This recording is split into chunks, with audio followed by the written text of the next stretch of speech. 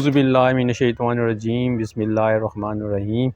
آپ دیکھ رہے ہیں ادریس الرحمان ویلاگ اور میں ہوں ادریس الرحمان۔ آج ہے 25 ستمبر 2022 اور دن اتوار کا۔ عام طور پر میں اتوار کے دن ویلاگ نہیں کر پاتا کیونکہ کچھ مصروفیت ہوتی ہیں گھریلو نوعیت کی، لیکن بہرحال آج کچھ فراغت مل گئی اور کچھ موضوعات بھی ایسے ہیں کہ اس پہ چاہا کہ ان چیزوں پہ میں آپ کو اپنا نقطہ نظر یا اپنا جو مجھے جس میں سمجھ آئی جو چیزوں کی وہ میں شیئر کر لوں۔ کل سے پاکستان میں ایک بہت بڑی ڈیولپمنٹ آئی ہوئی ہے کہ کچھ آڈیو لیکس ہوئی ہیں، مطلب آڈیو اور ویڈیو لیکس ہوتی رہتی ہیں، لیکن اس دفعہ یہ بات تھوڑی سی اس سے ڈیفرنٹ ہے۔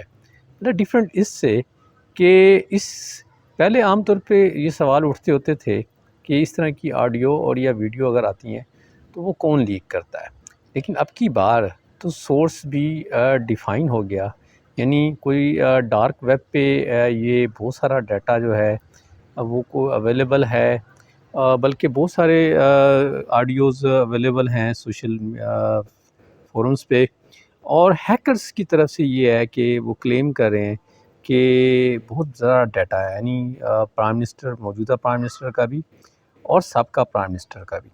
تو اس سے بہرحال جو سوال اٹھے ہیں، سوال تو بڑے بھیانک ہیں کہ اگر واقعتاً یہ بات ٹھیک ہے کہ واقعتاً ان کے پاس یہ سارا ڈیٹا ہے تو پرائم منسٹر ہاؤس سے یہ چیزیں کیسے ہیک ہوئیں۔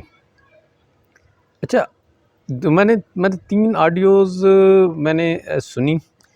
ایک میں تو مجھے جو ہے وہ آواز کلیئر نہیں تھی، کچھ کنٹینٹ سمجھ میں آیا جس میں کچھ وفاقی وزراء ہیں، ایاز صادق کی آواز آ رہی تھی، رانا ثناء اللہ تھے، پرائم منسٹر میاں شہباز شریف تھے۔ ایک آواز جو میرے نالج میں نہیں ہے، اور اعظم نذیر تارڑ صاحب بھی ایک جگہ پہ بولتے گئے۔ تو یہ میٹنگ تھی۔ اب ظاہر ہے یہ اتنے سارے لوگ بیٹھے ہیں تو یہ ٹیلی فونیکلی کنورزیشن تو نہیں ہے، یعنی اس کا مطلب ہے کہ یہ کوئی سٹنگ ہے۔ تو اس میں جو ہے وہ پی ٹی آئی کے استعفوں کے حوالے سے بات ہو رہی ہے۔ اچھا، دوسری ایک ویڈیو ہے، آڈیو ہے، اس میں 2 بندوں کی ہے، وہ ممکنہ طور پہ ہو سکتا ہے ٹیلی فونیکلی کنورزیشن ہو، وہ پرائم منسٹر اور ایک گورنمنٹ آفیشیل کے درمیان ہے، مائٹ بھی وہ ان کا پرنسپل سیکرٹری ہو۔ اس میں مریم نواز کے داماد کے حوالے کی، ایک فیکٹری کے حوالے سے، بلکہ 2 کاموں کے حوالے سے بات ہو رہی ہے کہ ایک ان کا پلانٹ ہے انڈیا سے امپورٹ کا، اور ایک جو ہے وہ ان کے کوئی اتحاد پارک میں گریڈ اسٹیشن کے قیام کے لیے ہے۔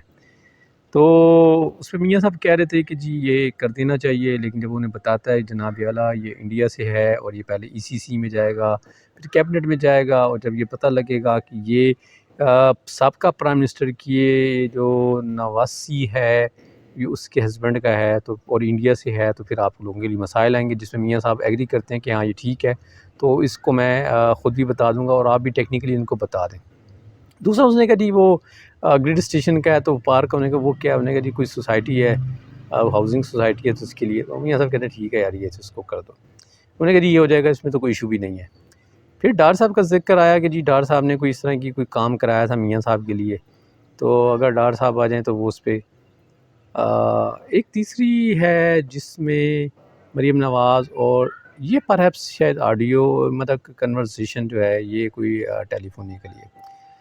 اب اگر اس میں آپ یہ دیکھیں کہ اب تک یہ آئی ہے، ہو سکتا ہے کچھ اور بھی آئی ہوں، تو اس میں اگر آپ یہ دیکھیں تو سوال تو یہ ہے کہ اگر یہ واقعتاً پرائم منسٹر ہاؤس سے ہوئی ہیں اور ان کا جو دعویٰ ہے کہ یہ اس میں ان کے پاس اتنا ڈیٹا ہے اور یہ ڈیٹا ایک دن کا نہیں ہے بلکہ بہت سارے دنوں کا ہے، تو اس کا بریچ ہونا، اس کا پبلک ڈومین میں آنا، ایک عام آدمی تک پہنچنا یقینی طور پہ بڑا ہی سیریس ہے۔ اب یہ کون کر سکتا ہے؟ ہیکرز کی رسائی یہاں تک کیسے؟ کیا کوئی انٹرنلی ایسا سسٹم تھا جو یہ ریکارڈنگز کر رہا تھا؟ کیا ان ریکارڈنگز کا منظر عام پہ بتانا، موجودہ حکمرانوں کو یہ باور کرانا کہ آپ جو بیٹھے کرتے ہیں اس سے کوئی لا علمی نہیں ہے، یا آپ جو کچھ کر رہے ہیں، جو پلان کر رہے ہیں؟ اس میں اگر آپ دیکھیں تو ایک ایونٹ جو ہے وہ پی ٹی آئی کے استعفوں کے بارے میں ہے۔ گورنمنٹ کا پی ٹی آئی کے استعفوں سے کیا معاملہ؟ استعفے پی ٹی آئی نے اگر دیے ہیں تو یہ استعفے جو ہے یہ کیس اسپیکر نیشنل اسمبلی کا ہے۔ اب وہاں تو اسپیکر نیشنل اسمبلی نہیں بیٹھے، وہاں جتنے لوگ بیٹھے ہیں ان ساروں کا تعلق مسلم لیگ نواز سے ہے۔ اچھا بات ہو رہی ہے اس میں، شاید کچھ کان پڑی یہ بات بھی آئی کہ جی میاں صاحب، میاں محمد نواز شریف سے بھی اس کی اپروول لینی ہے۔ تو میاں صاحب ایک رائیول پارٹی کے استعفوں کی اپروول مطلب کس حیثیت سے دیں گے؟ ان استعفوں کی اپروول میں، اس کے طریقہ کار پیش کرنے میں مطلب 30 لوگ بلائے جائیں گے، ان میں 5-6 کا ریزائن لیا جائے گا، اور جن کا ریزائن نہیں لیا جائے گا ان کو یہ کہا جائے گا کہ جی ان کے سائن صحیح نہیں ہے یا وہ یوں ہے۔ تو مطلب پی ٹی آئی کو آہستہ آہستہ جھٹکے دیے جائیں گے۔ تو مطلب یہ اسٹریٹجی آپ اپنے حریف کے لیے طے کریں، لیکن ایک پروسیجر جو ہے یہ تو اسپیکر قومی اسمبلی کا ہے، یہ قومی اسمبلی کا ہے، تو اس کو کہیں پرائم منسٹر ہاؤس میں بیٹھا ڈسکس کرنا، تو اس کا چلیں یہ ہو گیا۔ باتیں ہوتی ہیں ایسی بہت ساری حریفوں کے بارے میں، اسٹریٹجیز بنائی جاتی ہیں، شاید یہ حکمت عملی جو ہے وہ راجہ پرویز اشرف سے مطلب ڈسکس کرنی تھی، کیونکہ اب یہ آپ حصہ دار ہیں، پی ڈی ایم ہے، پیپلز پارٹی ہے، مسلم لیگ نواز ہے، جے یو آئی ہے، پی ٹی آئی ان سب کی حریف ہے، تو ممکنہ طور پہ، لیکن اب اس کا افشا ہونا۔ دوسری طرف ایک جو ڈیولپمنٹ 2 دن پہلے آئی، اس کی شروعات ابتدا جو ہے وہ سپریم کورٹ آف پاکستان سے ہوئی، جہاں پی ٹی آئی ایک درخواست لے کے گئی تھی۔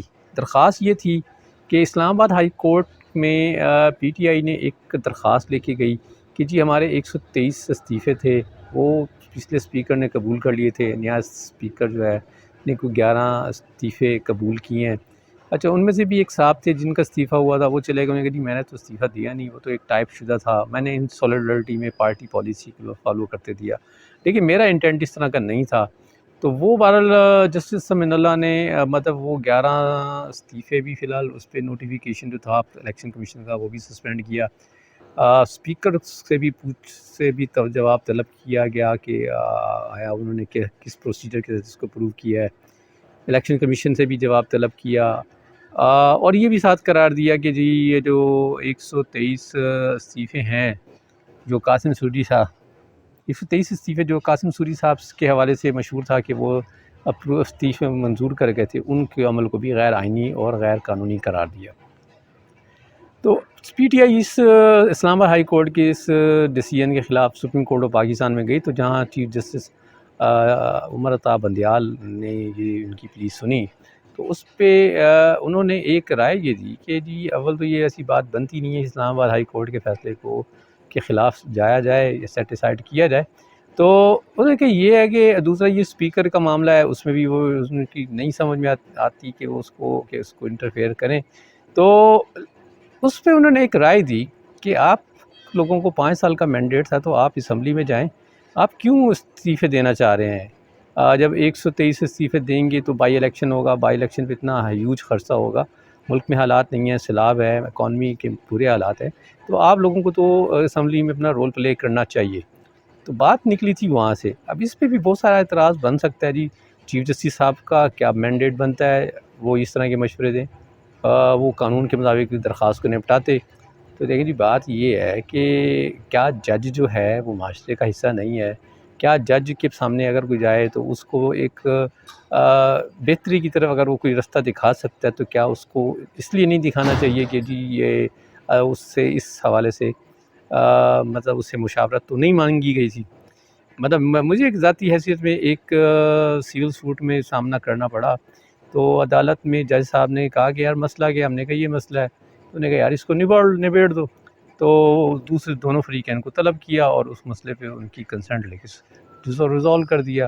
اب وکیل جو ہیں وہ جج صاحب کو برا کہتے تھے کیونکہ جی جج صاحب جو ہے اس قسم کی نوعیتوں میں فیصلے مصالحت میں مبنی کرا دیا کرتے تھے، تو کر دینا چاہیے۔ آخر جو جج کا کام قانون کے ساتھ صرف قانون کا معاملہ نہیں ہے، انصاف کا معاملہ بھی ہے، تو انصاف اگر کہیں کرنے کی ضرورت پڑتی ہے، کہیں فریقین ہیں کس بات پہ اڑے ہوئے ہیں، ضد میں ہیں اور اناؤں کے مسئلے بنائے ہوئے ہیں، تو اس پہ اگر کوئی بیچ کا رستہ جج دکھا دیتا ہے تو اس میں برائی نہیں ہے۔ تو اس کے بعد اب خان صاحب نے اب یہ ندیہ دے رہے ہیں کہ جی اگر ان کی کچھ شرائط مانی جائیں جس میں وہ سائفر کی تحقیقات کے لیے ہے تو وہ اسمبلی میں مطلب آ سکتے ہیں۔ تو اس کو بھی اب خان صاحب کے حریف جو ہیں وہ اس کو یو ٹرن قرار دیں گے۔ تو دیکھیں جی، یو ٹرن تو ہے، لیکن بات یہ ہے کہ یو ٹرن سے حاصل کیا ہوتا ہے، اس ملک کو کیا ہوتا ہے۔ اگر یہ اس ملک میں معاذ رائی رہنی ہے، حکومتی جماعتوں اور اپوزیشن میں مطلب رہے گا۔ اور دوسری بات یہ کہ ایک چیز کو تھوڑا سمجھنے کی ضرورت ہے، ہمارے یا تو جو تجزیہ کار ہیں وہ ون سائیڈڈ پکچر دکھانے کے عادی ہو گئے ہیں، یا شاید ان کو کہا جاتا ہے یا ان سے فرمائشیں کی جاتی ہیں یا انہیں اس سلسلے میں ان کی خدمات لی جاتی ہیں۔ دیکھیں، تجزیے کو کرتے ہوئے آپ کو موجودی ریالٹیز کو دیکھنے کی ضرورت ہے۔ پاکستان کے اس منظرنامے میں اگر ہم میں سے کوئی یہ توقع رکھتا ہے یا انقلاب آ جائے گا تو معذرت کے ساتھ ایسا کوئی سین نہیں ہے۔ پاکستان کے پولیٹیکل سسٹم میں جو بھی سٹیک ہولڈر ہیں، ان میں کوئی بھی اسٹیٹس کو توڑنے کے لیے تیار نہیں ہے۔ البتہ یہ اپنا پریشر بڑھانے کے لیے اور زیادہ گین کے لیے یہ اس قسم کے ٹیکٹکس اڈاپٹ کرتے ہیں۔ عمران خان کی اسٹریٹجی بھی پریشر ماؤنٹ کرنے کی تھی، جہاں انہیں نکالا جا رہا تھا حکومت سے، تو تاثر یہ تھا کہ یہ ان کے پاس کچھ نہیں ہوگا اور یہ پولیٹیکلی ان کا ایک ڈیڈ اینڈ ہوگا۔ لیکن انہوں نے ثابت کر دیا ہے کہ وہ پولیٹیکلی آج بھی بہت سی پارٹیوں سے بہتر ہیں۔ تو اب وہ بیسیکلی انہوں نے یہ سارا پریشر جو ماؤنٹ کیا ہے وہ ایک اپنی بار گین کرنے کے لیے، ایک بہتر پوزیشن کرنے کے لیے کیا ہے۔ تو اب یقینی طور پہ خان صاحب کو بھی ایک لیول پہ آ کے بیٹھنا پڑے گا۔ حکومتی چل چلاؤ سے بہرحال اچھا، ان آڈیو سے بھی ایک چیز شاید سمجھ میں یہ بھی آتی ہے کہ ان آڈیو کے لیک کرنے کا مقصد یہ بھی ہو سکتا ہے کہ حکومت پہ یہ دباؤ ڈالا جائے کہ وہ بھی کیونکہ پچھلے دنوں دونوں میاں صاحب کی جو لندن میں ملاقات ہوئی تو اس سے جو تاثر ابھرا کہ جی اب ہم کھل کر کھیلیں گے اور جو ہے ہم کسی دباؤ میں نہیں آئیں گے، تو شاید ان کی اس پوزیشن کو بھی چینج کرنا مقصود ہو سکتا ہے۔ خاص طور پہ مریم نواز کی فیملی کا ذکر آنا اور اسی طرح میاں صاحب کے پی ٹی آئی کے ریزائن کے بارے میں، تو ان کو بیک فٹ میں لانے کی ایک اسٹریٹجی ہو سکتی ہے۔ لیکن بہرحال اس سارے میں بات تو بڑی ہے کہ یہ اگر واقعتاً ہیکرز کے ہاتھ لگا ہے تو پھر کس کے تعاون سے لگا ہے اور پھر کس کی مدد سہولت کاری سے ایسا ہوا ہے۔ تو یہ آج کا ویلاگ تھا جی، امید آپ کو پسند آئے گا۔ خوش رہیں، آباد رہیں، السلام علیکم۔